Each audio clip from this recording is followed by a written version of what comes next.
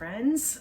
Welcome back to Carrie's Culinary Crafts. And if you're new, welcome. I know that we've got a lot of new subscribers in the last month, and I thank you very much for that. It is genuinely appreciated. And if you are new and you haven't subscribed yet, hopefully you like what you see and you'll consider hitting that subscribe button down below.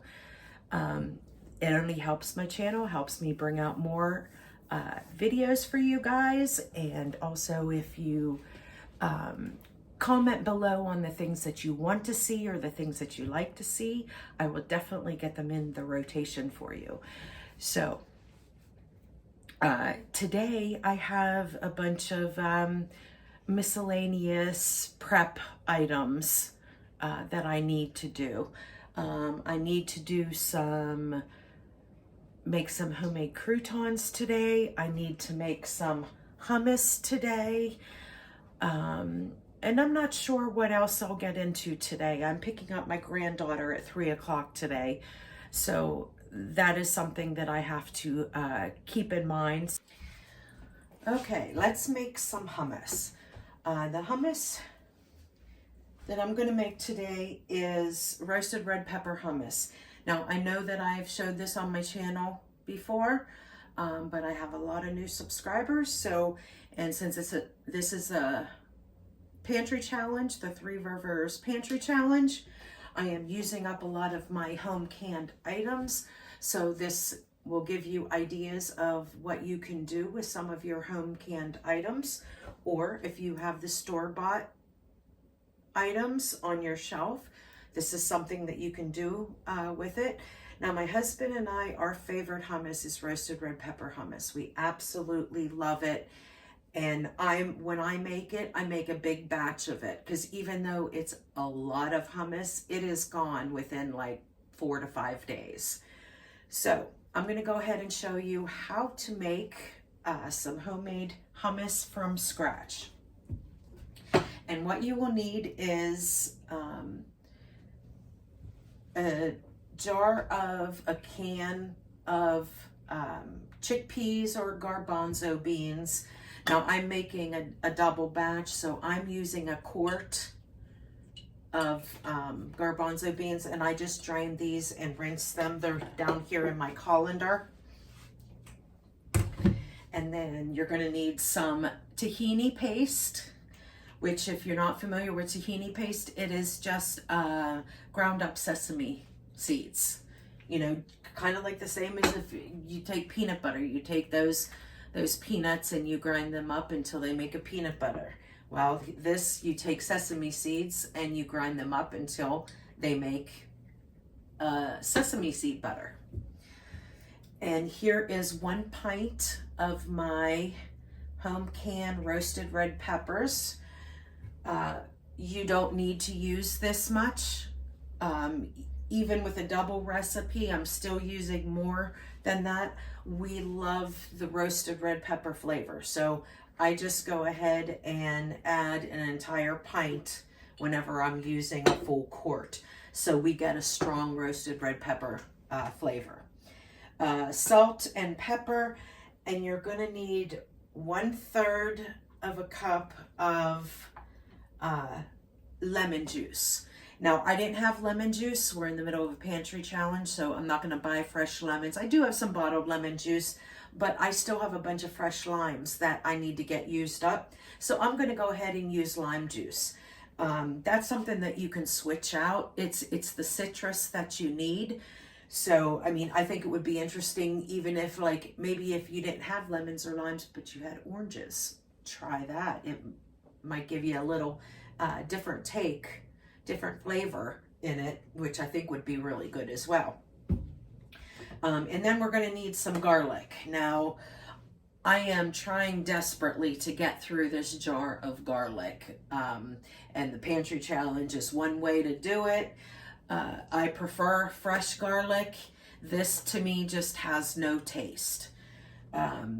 So in the recipe, you need 2 tablespoons, but like I said, this has no taste. So I am going, and I'm making a double recipe. So that would be 4 tablespoons. I'm even going to add a little bit more of that. It might seem excessive, but like I said, this does not have a very strong garlic flavor. So, and I'm trying to get through it. So I am going to use quite a bit of garlic. So, and then with that, we're going to put all of that in and blend it, and then we will drizzle in our olive oil. You need, I have some organic extra virgin olive oil here, and you need, I will need a minimum of 4 tablespoons for the double recipe. I'll put in the 4 tablespoons, and then if I need more, I will add more. I do always drizzle a little bit on the top.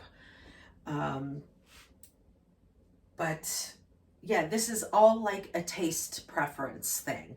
So if you like a little more citrus, put more citrus in. If you like, you know, less of the roasted red peppers, put less of them in. It's all a taste thing. Okay, and salt and pepper, did I say that?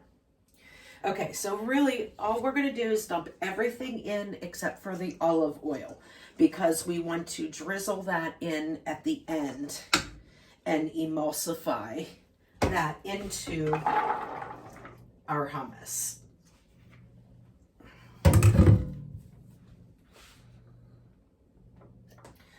So there's our garbanzo beans. I'm going to go ahead and put in our roasted red peppers plus any liquid that is in there.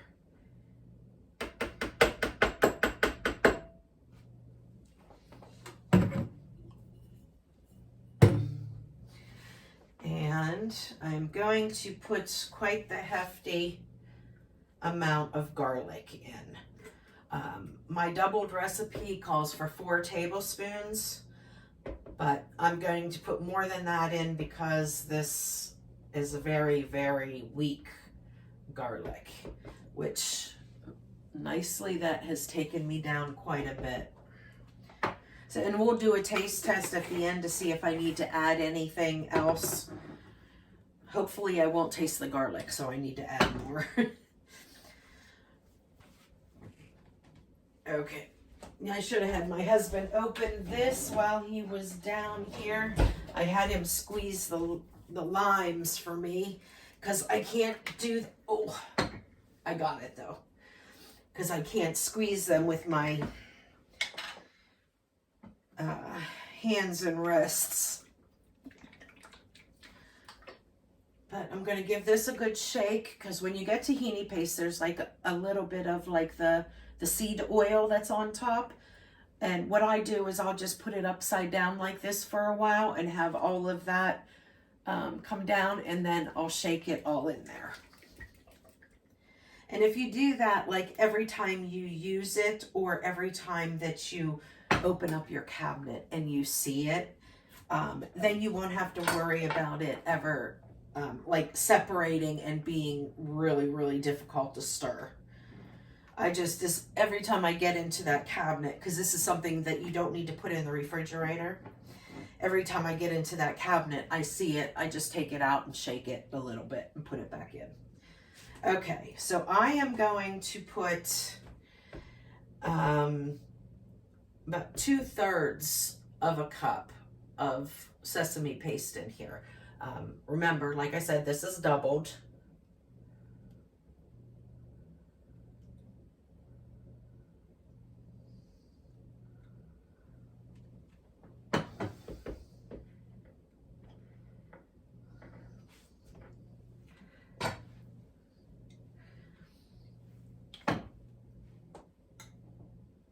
Clean off that.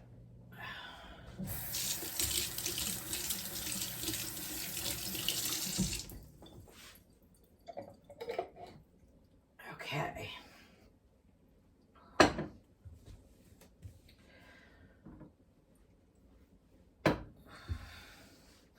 All right, then the 1/3 cup of, I have lime juice here. If you're following the traditional recipe, it is lemon juice.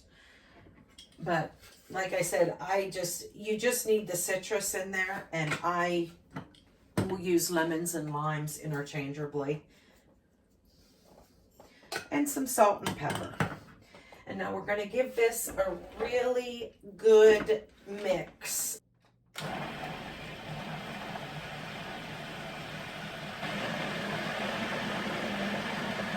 And the longer that you grind that up, the smoother it'll be. So if you like a super, super smooth hummus, then you're going to let this go for maybe 2 to 3 minutes.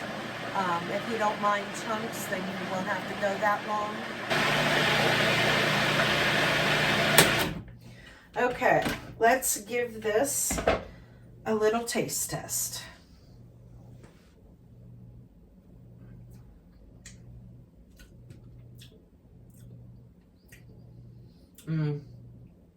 That's good. Okay. Sadly, I can taste the garlic, so I don't need to add any more garlic. The tahini paste I can taste, but what I do need is a little more citrus in there. So I am going to open up a bottle of lemon juice that I have, and put some more lemon juice in there.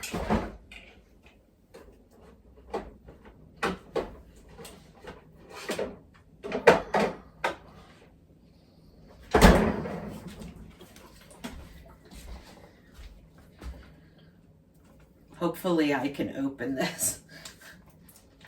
Okay, good.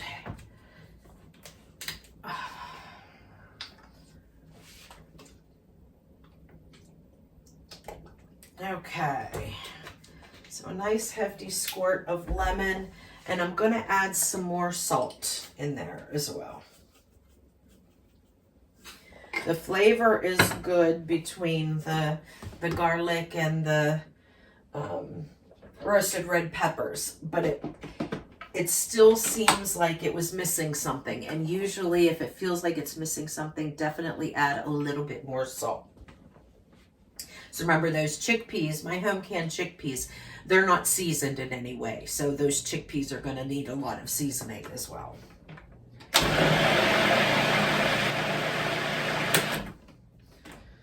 Okay, let's give this another taste.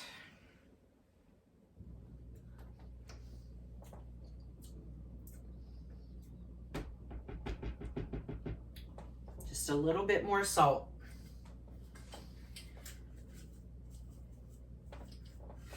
May add a little bit of pepper too. You know what? I'm going to add some red pepper flakes to this too, because it's only my husband and I that eat it, and we love spice.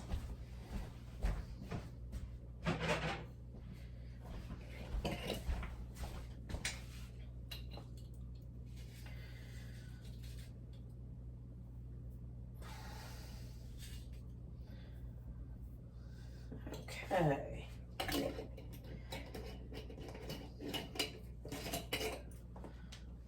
So let's give that a little.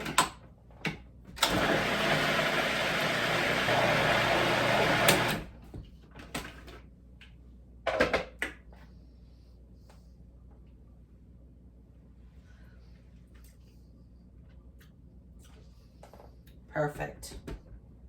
Delicious. Delicious, delicious. So when my husband comes down for his celery snack in a little bit, he will be pleasantly surprised to see that we have some roasted red pepper hummus. And hummus you can use for so many things. Not only dipping veggies in it or crackers in it, tortilla chips are amazing dipped in this hummus. But also another thing that you can do, if you do make wraps, we do wraps a lot for lunches. Instead of using like a mayonnaise or a mustard, spread that hummus around on the wrap and then put whatever it is you're putting in your wrap. It just adds a whole different flavor, and it is delicious. That is if you like hummus. For my hummus lovers out there, this is delicious. And Okay, I'm going to clean up all of this mess, and then we will get into making some homemade croutons because I am out of croutons. Okay, friends, it's time to go ahead and make some croutons. And what I did is I pulled out a bunch of bread from my freezer. What I do whenever we get some bread before it starts to go moldy, or if it gets stale, I go ahead and stick them in a bag and stick them in the freezer. And I collect them in a bag till that bag is full, and then I will go ahead and make a batch of croutons. And I'm actually out of croutons right now, so it's a perfect time to make croutons. And this is something that I always do, but if you're doing the pantry challenge and if croutons is something that you run out of, then you can see how you can make your own. Super simple, super easy, but delicious. I'm going to go ahead and preheat the oven to 350. And then this bread, it is super easy to cut it when it's frozen. So I wouldn't let it thaw out. You know, bread thaws really, really quick. I can already feel some of these getting soft. But it's really easy to cut whenever it's still frozen. And you can, I'm gonna need a little help with my wrists here. Use a bread knife. And you can cut them as big or as little as you like. We like bite size, but not like the little cubes, like stuffing cubes that you often see. We don't like that small. We actually like a little bit bigger of a crouton. Okay, friends, you know what? I'm going to have to wait for my husband to come down when he comes down for a break. And I'm going to see if he can cut this up for me really quick. Can't do it with my hands and my wrists. So I'll bring you back whenever I have all this chopped up. Okay, have all of the bread cut up here.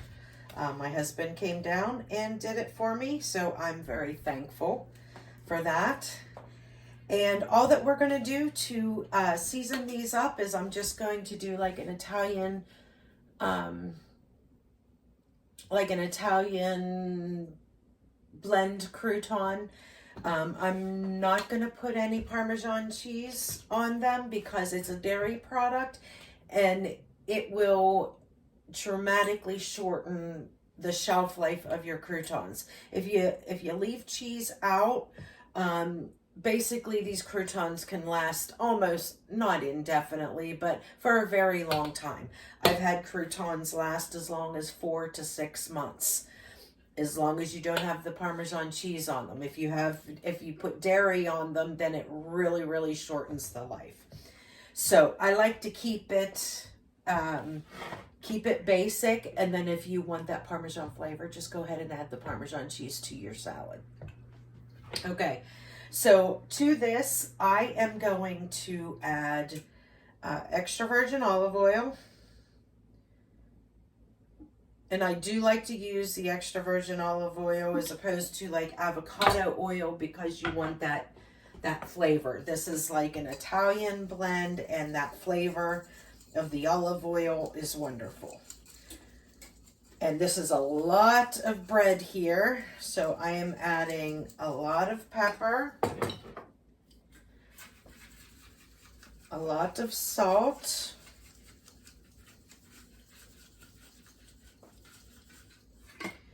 and then I am adding my own homemade Italian seasoning blend. So these are just herbs from my garden. And in this blend, it is oregano, basil, parsley, and some thyme.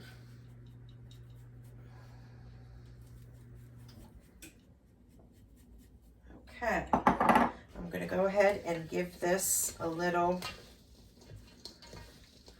mix.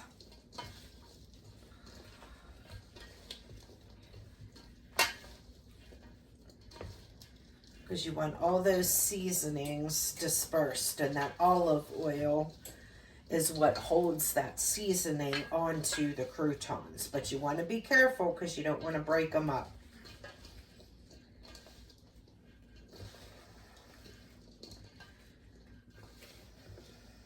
Okay. I'm going to go ahead and put this on my pan. If I realize that it needs a little bit more seasoning, because there was quite a bit of croutons in here, I will put some more seasoning on them once they are on the tray. And I have a tray here. You don't need parchment paper, and normally I don't use it, but I've already used this parchment paper for something, so I'm just going to go ahead and reuse it, and then I can throw it away. Okay.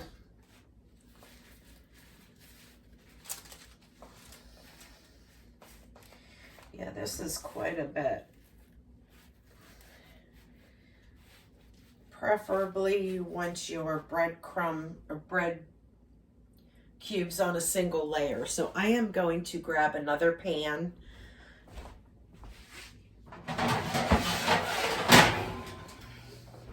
Just so I can put some of this on here, because we're going to have some getting done really quick and then end up burnt when others are still a little soggy.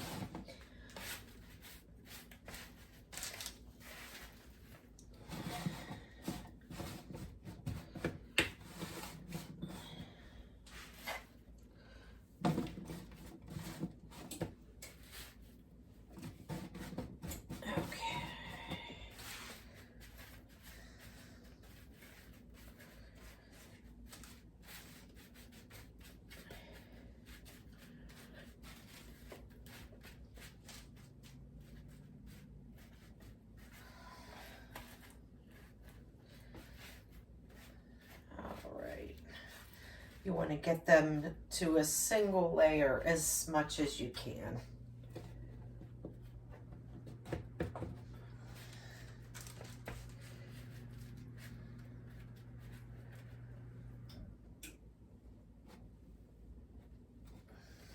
Okay.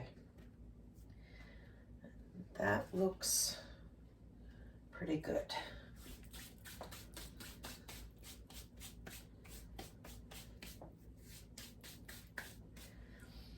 All right, now I'm going to stick these in a 350-degree oven. I'm going to check them every 10 minutes. If you want to cook them lower and slower, you certainly can do that. I found that they take a little too long if you cook them like at 250 or 200 or something. So I kick up the oven to 350 and then I just babysit them. So I check them every 10 minutes and give them a good swish around until they are all nice and crispy. And then I will pull them out.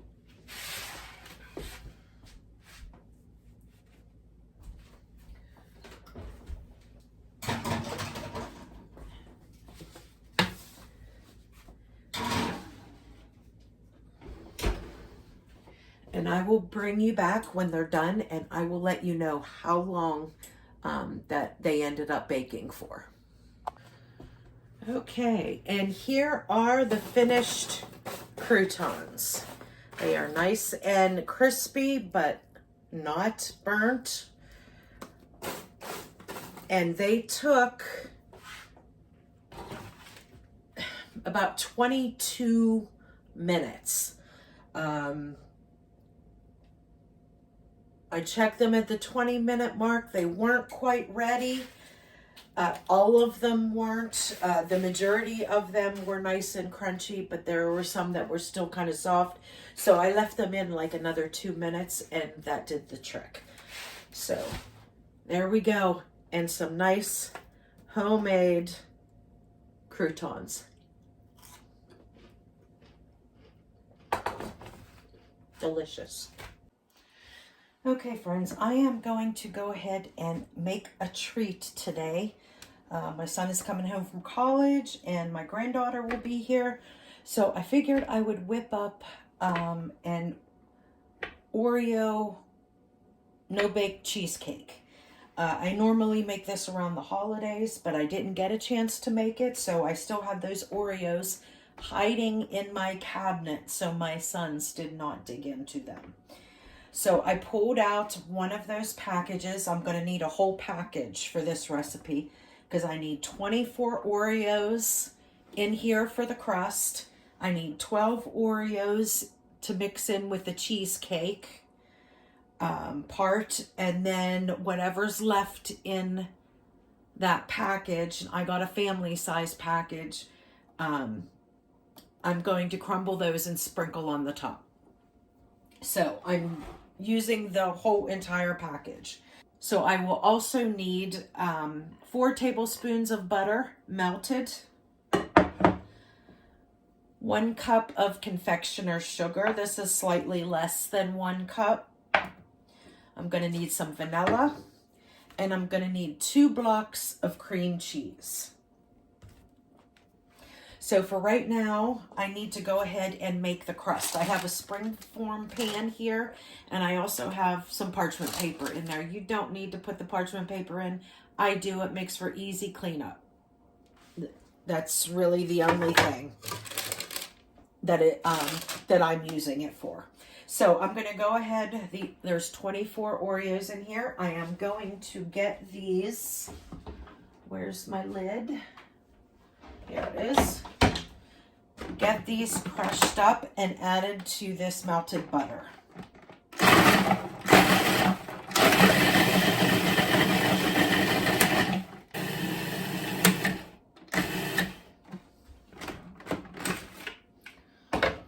Okay.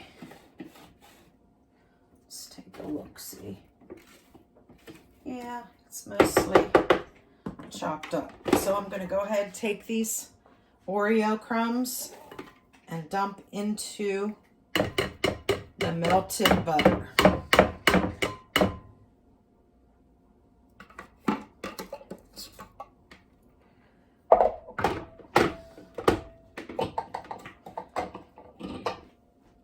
And then I'm going to give that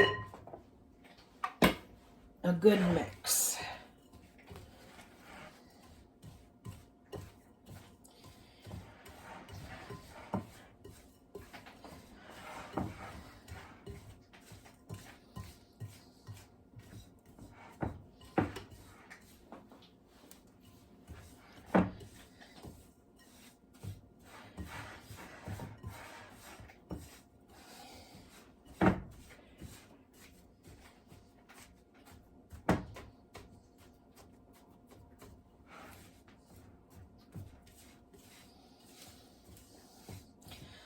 All right, that is good and combined. So I'm going to go ahead and dump this into the springform pan and get it pressed out.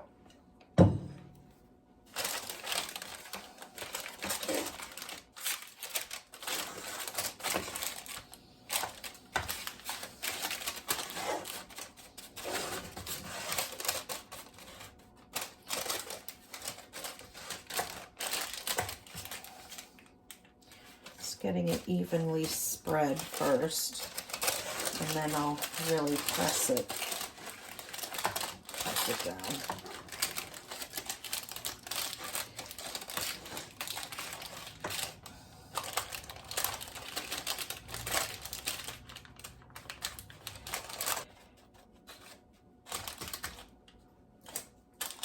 Okay, there we go.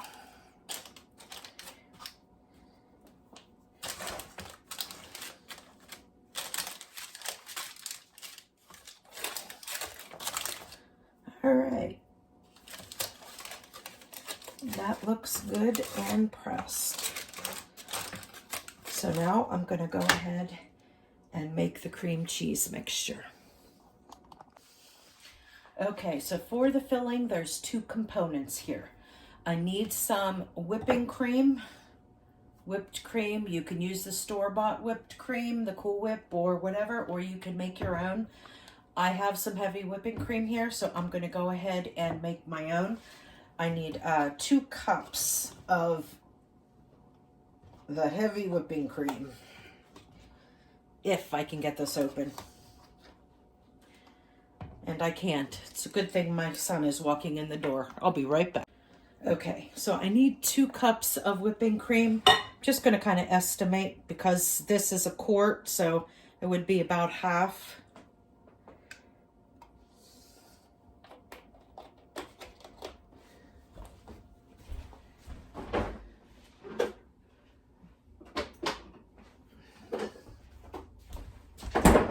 And I am going to go ahead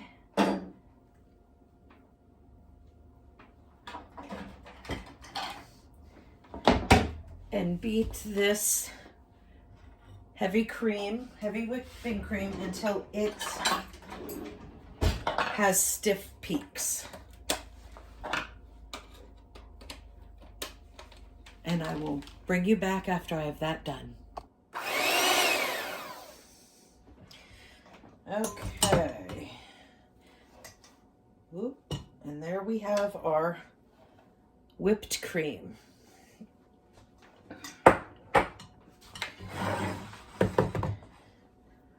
So now I'm going to go ahead and make the cream cheese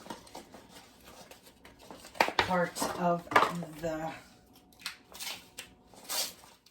pie. So I need 2 blocks of cream cheese.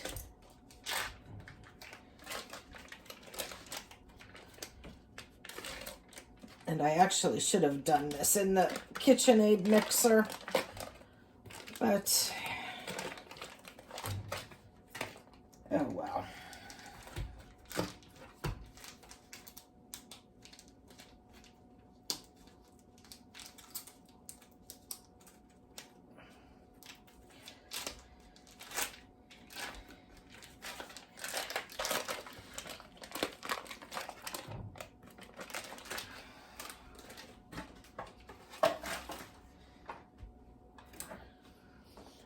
Okay, so I added the 2 blocks of cream cheese. I'm adding the 1 cup of, it was a little bit less than 1 cup of confectioner sugar. And I'm going to go ahead and get these mixed together really good. Okay, now that I have the powdered sugar and the cream cheese mixed together, I'm going to go ahead and just crumble the 16 Oreo cookies.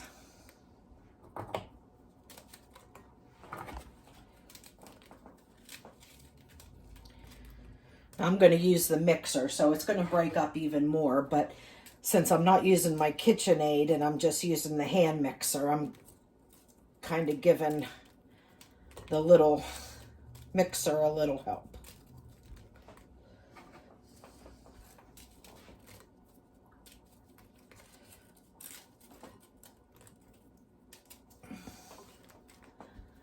Okay, I'll go ahead and get this mixed together.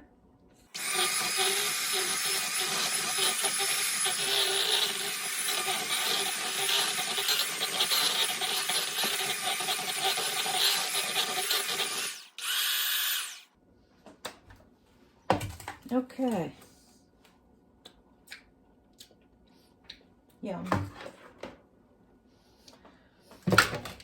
Okay.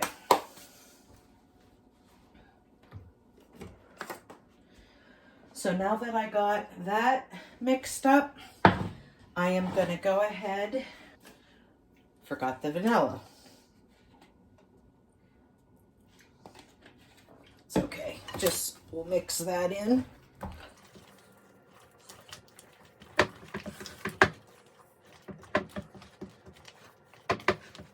All right, so now I am just going to fold in the whipped cream into the cheesecake mixture.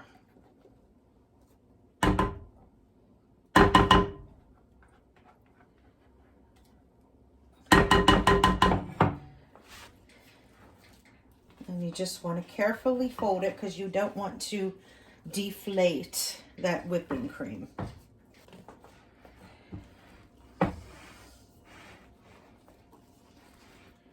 Okay, that looks pretty well combined. Now, of course, we'll give it a little taste test.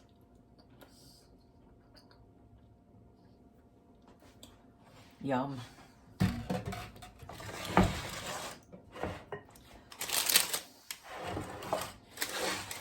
All right, so I'm just going to dump the cheesecake mixture onto my Oreo crust.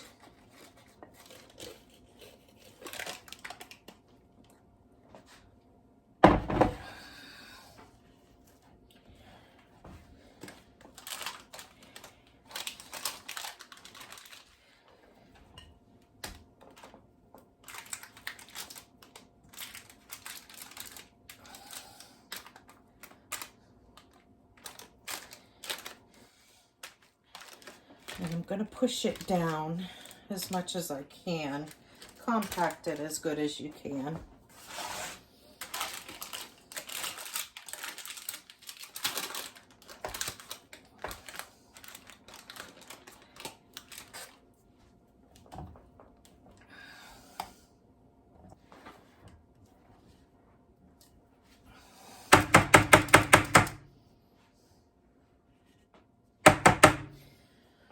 Okay, now I'm just going to make sure that this is nice and level.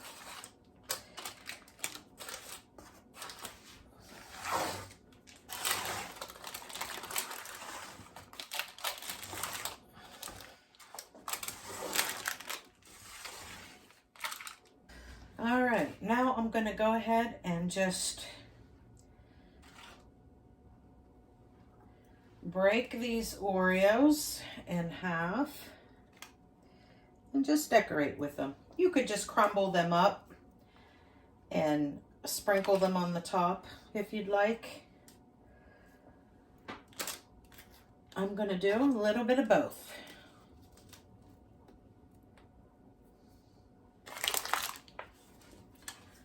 And there we go. No bake Oreo cheesecake. I'm going to stick this in the refrigerator. You want to refrigerate it at least 4 hours.